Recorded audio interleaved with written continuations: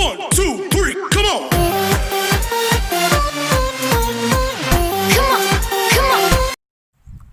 नमस्कार दोस्तों, मैं सरदार सिंह। कैसे हो आप लोग? ज़िंदगी का झूला अगर पीछे की ओर जाए तो डरिए मत, क्योंकि वो आगे भी ज़रूर आएगा। संघर्ष कीजिए अपने जीवन में। तो दोस्तों, आज मैं आपको एक छोटी सी कहानी सुनाने जा रहा हूँ। तो कहानी है, एक सरोवर के किनारे एक बड़ा सा फूलों का बगीचा रहता था।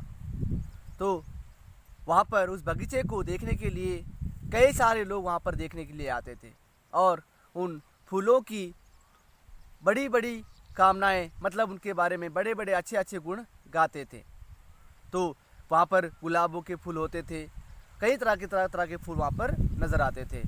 पर वहाँ पर जो भी आते उन फूलों की वे बड़ी तारीफ़ करते, पर उन फूलों की तारीफ़ करते हैं, उन पत्तों की तारीफ़ नहीं करते।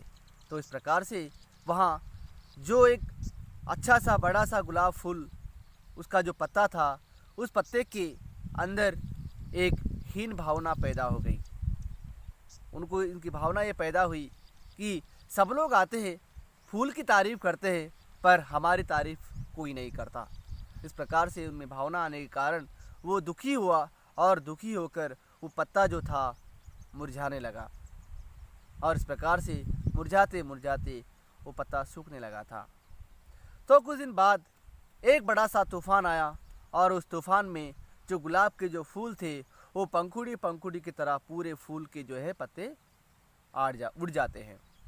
और इसी प्रकार से बड़ी सी बारिश होती है और बारिश के कारण वो जो पत्ता था वो पत्ता भी जो है गिर जाता है और उस सरोवर में जो है वो बहने लग जाता है।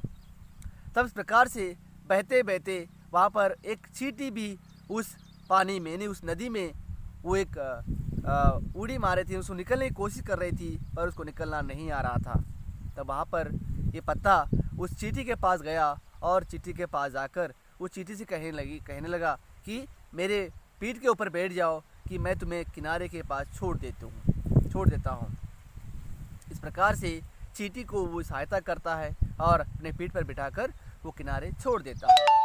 तब किनारे छोड़ने के बाद जो चींटी होती है, चींटी बहुत कृतज्ञ करती है कि मैं आपको किस प्रकार से शुक्रिया अदा करती हूँ, क्योंकि मैंने नदी के अंतर्गत कई सारे पंखुड़ियों से मैंने सहायता मांगी है, पर किसी ने मेरी सहायता नहीं की। तो आपने मेरी सहायता की है, इसलिए मैं आपका बहुत बहुत शुक्रिया अदा करती हूँ। इस प्रकार से कहने पर ये जो पत्ता था वो पत्ता बहुत दुखी हुआ, और वो आनंद भी हुआ पर दुखी हुआ, क्योंकि वो सोचने लगा कि मेरे में इतने अच्छे गुण भी हैं पर मुझे पता नहीं है, और पहली बार मेरा किसी ने मेरी तारीफ़ की है। इस प्रकार से वो पत्ता उस चींटी को कहने लगा कि धन्यवाद तो मुझे आपका करना चाहिए, जो आपने मेरे अंतर्गत जो अच्छे गुण हैं, मुझे पता नहीं, आपने मेरे गुणों को पहचान कर मुझे बताया है। तो यहाँ पर कहने का मतलब ये था कि हर इंसान के अंतर्गत अच्छे गुण भी होते हैं और बुरे गुण भी होते हैं। हम हमेशा दूसरों की तुलना करते हैं, क्योंकि दूसरा इस प्रकार से है, वो ऐसा है, वो ऐसा है। इस प्रकार से हम दूसरों से हम तुलना करते रहते हैं और अपने आप अंदर से हम दुखी होते रहते हैं। तो दोस्तों, कभी किसी से तुलना नहीं करना चाहिए। हम क्या है, हम कैसे हैं, वो हमें पता होता है। सिर्फ कर्म करो, कर्म करते जाओ और लोगों को इसके बारे में पता चल जाएगा कि आप क्या हो।